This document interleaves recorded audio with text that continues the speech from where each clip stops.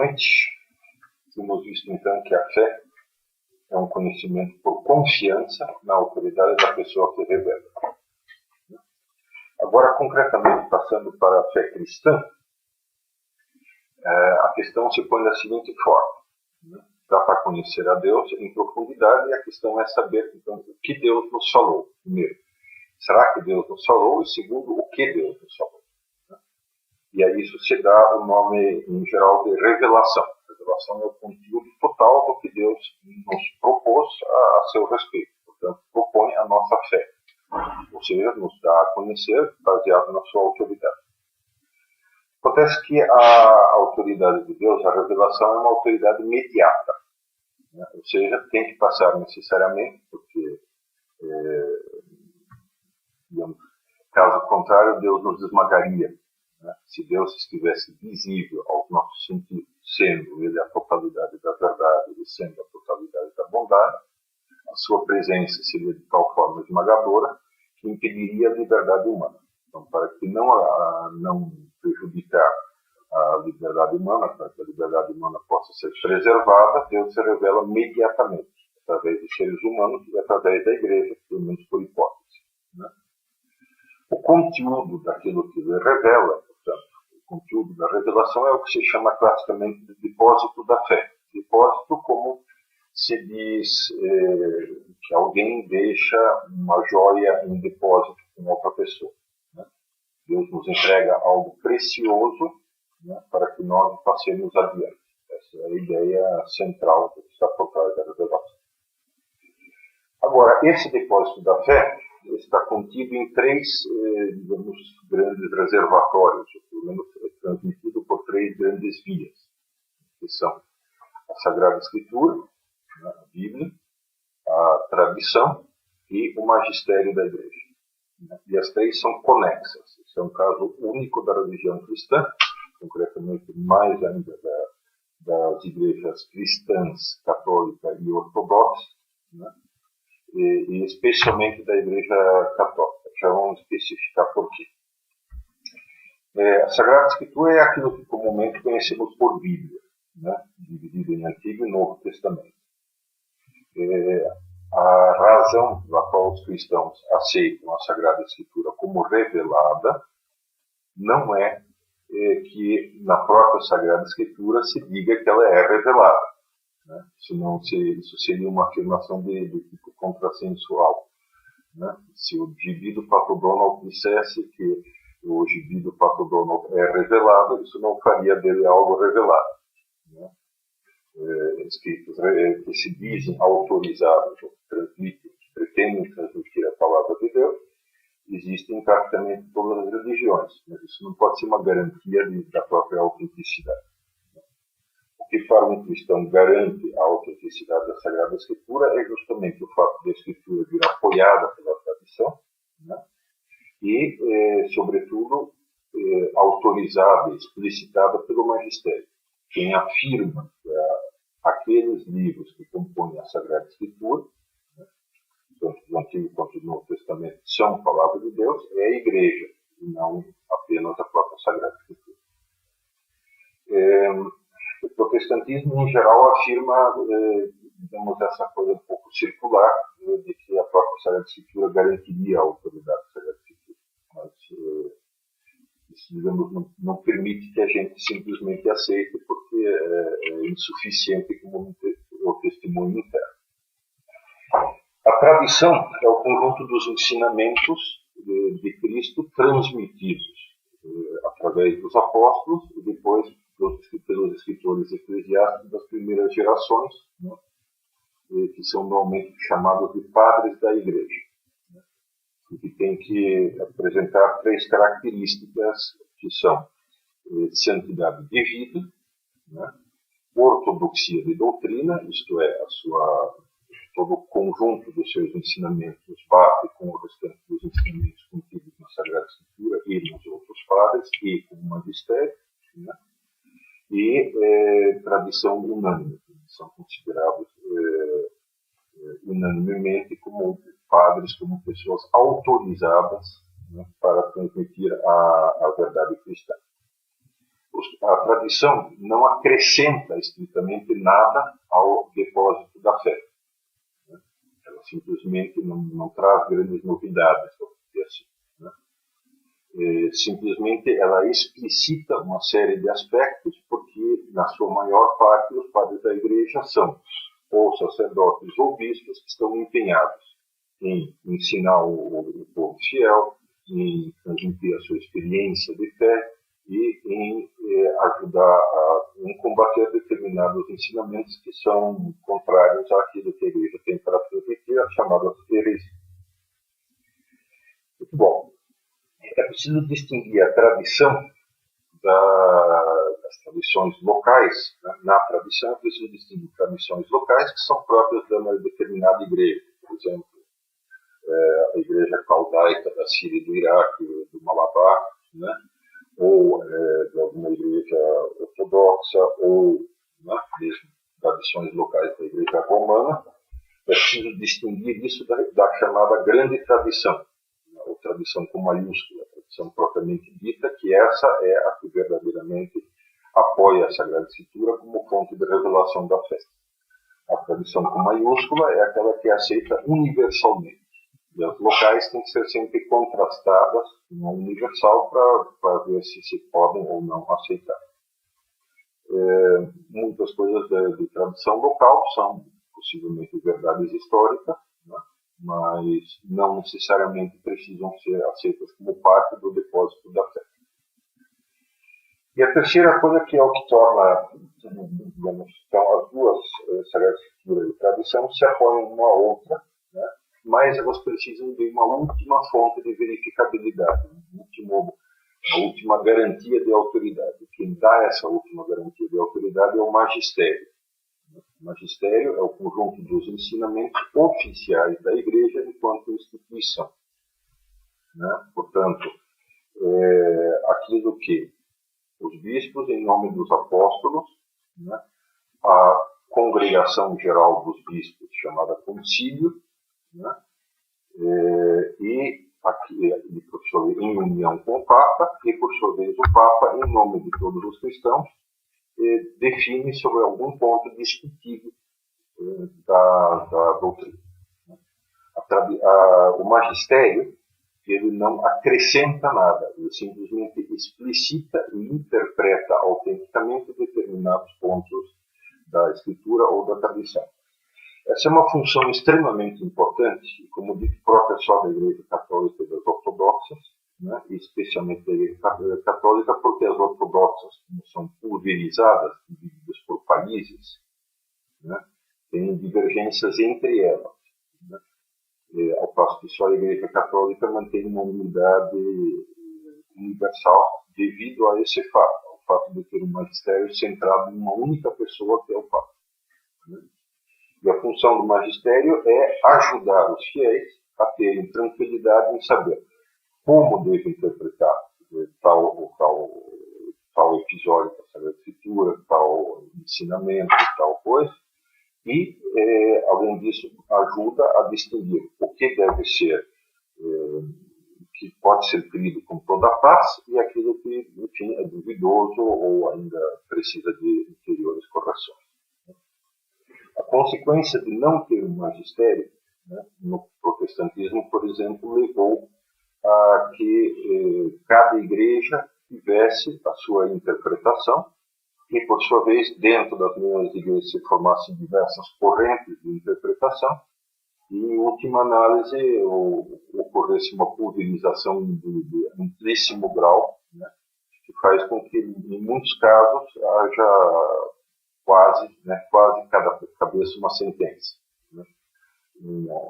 Um anglicano convertido, Ronald Knox, né, comenta por brincadeira de uma determinada seita protestante na Inglaterra que tinha apenas 2 adeptos, uma determinada lady e o seu cocheiro. Né? E a lady só tinha certeza da sua própria salvação, a do cocheiro era mais ou menos duvidosa. Né?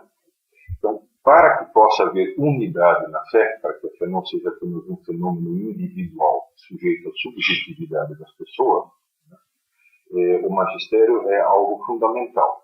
E, em última análise, é o garante da autenticidade dos outros dois. Os dogmas, né, são pura e simplesmente aquelas verdades que são reforçadas com toda a autoridade do magistério. Isto é, o magistério diz: isto vocês podem crer sem nenhum problema, né, se for pensado, estudado, trabalhado e tal. E normalmente os dogmas acabam por ser definidos, né, somente depois que surgem, que há heresias ou seitas que põem em dúvida determinadas verdades de fé. Tanto assim, por exemplo, a maior parte dos não se definem dogmas antes do tempo. Os dogmas sobre os sacramentos, por exemplo, só foram definidos no Concílio de Trento diante da Revolução Protestante, que pôs em dúvida praticamente todos os sacramentos. Os dogmas sobre a infalibilidade papal, o dogma da infalibilidade papal, melhor dizendo, só foi definido em 1871 no Concílio Vaticano I, no momento em que havia duas correntes em dúvida sobre esse tema. Certo? Mas, em todo caso, quer dizer, nos dogmas, sempre o que a Igreja procura fazer é o seguinte, né? Não acrescentar uma verdade, e sim explicitar, tirar uma consequência de uma determinada passagem da Sagrada Escritura que está em determinado momento histórico, dando margem a uma interpretação duvidosa. Muito bom. Então, essa é a questão central do magistério. Como é que, pois, a gente, portanto, digamos, quanto à ação conjunta da razão e da fé, do raciocínio e da fé, qual é o papel da razão nisso? Então, diante daquilo que a Igreja propõe, não faz muito sentido que a razão tente internamente compreender, que, por definição, se Deus nos manifesta algo, os pontos de partida das verdades divinas é superior à razão humana. A Igreja não propõe absurdos, e sim mistérios, isto é, verdades que são inesgotáveis para a razão e que a razão nunca vai terminar de abarcar completamente. Mas cabe à razão, já vimos isso, examinar as credenciais da Igreja. Quais são, portanto, as credenciais que ela apresenta para falar em nome de Deus e para que o que ela diz, digamos, possa ser aceito pelo ser humano como sendo como provindo de Deus. Muito bom. Eu acho que isso se pode dividir, digamos, em algumas áreas de concentração básicas. A primeira é, né, em que ponto aquilo que a razão tem a dizer sobre a existência de Deus e algumas das suas características coincide com a imagem de Deus que a Igreja propõe. Né? Se houver uma convergência entre essas duas coisas, muito provavelmente se pode aceitar isso como verdade. Em segundo lugar, né, quais são as questões humanas, históricas, sobre o sentido da própria vida, sobre o modo de ser, sobre o mistério que somos com relação a nós mesmos. Né? Quais questões dessas se apresentam mais bem resolvidas à luz da fé do que apenas à luz da experiência e da história. Terceiro ponto, né? A Sagrada Escritura tem contradições internas ou realmente é coerente do começo ao fim, né? No mínimo nas suas grandes linhas, né? Os episódios que ela narra podem ser aceitos historicamente, não há propriamente uma oposição das partes e dos ensinamentos entre si, sim uma evolução coerente, sensata, né? E, por sua vez, foi escrita por aquelas pessoas que se atribuem esses livros e, de fato, têm a autoridade de testemunhas oculares de pessoas que conviveram com Deus. Então, essas são as três grandes linhas, digamos assim, que interessa observar e um pouco mais detalhadamente que faremos na próxima aula. Como linha geral, o Newman, John Henry Newman, sacerdote anglicano, responsável por uma grande renovação do anglicanismo no século XIX, chamado Movimento de Oxford, converteu-se, mais ou menos do meio da vida para frente, justamente por causa do estudo dos padres da igreja, do estudo da tradição. E depois ele empenhou boa parte da sua capacidade de estudo, intelectual de primeira grandeza, né, em como é possível que uma pessoa chegue a aceitar a fé. Então, como linha geral, e uma coisa que pode nos ajudar é isso. Ele diz: a fé não se chega por uma demonstração linear, como se chega dentro de um raciocínio. Né? A fé se chega por uma convergência de linhas de raciocínio que conduzem até a base de um muro, até um determinado ponto. Né? Então, você pega, por exemplo, a história dos judeus. Uma história que, em muitos sentidos, é paradoxal. A gente observa todos os outros povos que comparecem na Sagrada Escritura, egípcios, sumérios, acádios, persas, etc. Todos eles desapareceram, tanto etnicamente quanto como entidades políticas e culturais, né? E foram engolidos pela história. E o mesmo aconteceu com uma parte das tribos de Israel, 10 tribos, que foram levados para o cativeiro na Síria e que já se tinham afastado da fé no Deus verdadeiro antes e acabaram também sumindo, né? Chamado Mistério das 10 tribos, onde foram parar. Em contrapartida, as duas tribos de Judá e Benjamim, né, permaneceram fiéis à tradição narrada no Antigo Testamento, né, e continuam existindo até hoje. Então, a história do povo judeu é o único povo conhecido que tem uma continuidade histórica monumental de praticamente 3.000, quase 4.000 anos. Né? É o único povo que mantém a sua identidade, mesmo vivendo separado, espalhado no meio de um monte de outros povos. Né? É o único povo que mantém uma coerência interna total, né? E um sentido de missão total, né? Apesar dos pesares. Um judeu faz parte do povo eleito, mesmo que ele seja ateu, portanto já não tenha mais alguém por quem ele tenha sido eleito, né? E mantém a sua esperança messiânica, de que de Israel virá a salvação do mundo. Isso é um dos paradoxos históricos mais curiosos, se a gente olha o grande quadro e não apenas detalhezinhos. Né? Outro aspecto, né? Quase todas as morais tendem a ordenar e regular apenas o comportamento externo do ser humano. E isso gera, em geral, uma espécie de esquizofrenia na pessoa, né? No sentido de que intimamente ela sente uma coisa, mas exteriormente ela é coagida a assumir um comportamento contrário. Ela gostaria de agir de determinada forma e não pode. E esse, em geral, o grosso da moral, tal como está socialmente instalada. Né? As pessoas dizem minha liberdade vai até onde começa do vizinho, ou então a moral é apenas uma questão de convenções sociais. O cristianismo é a única religião que realmente interioriza.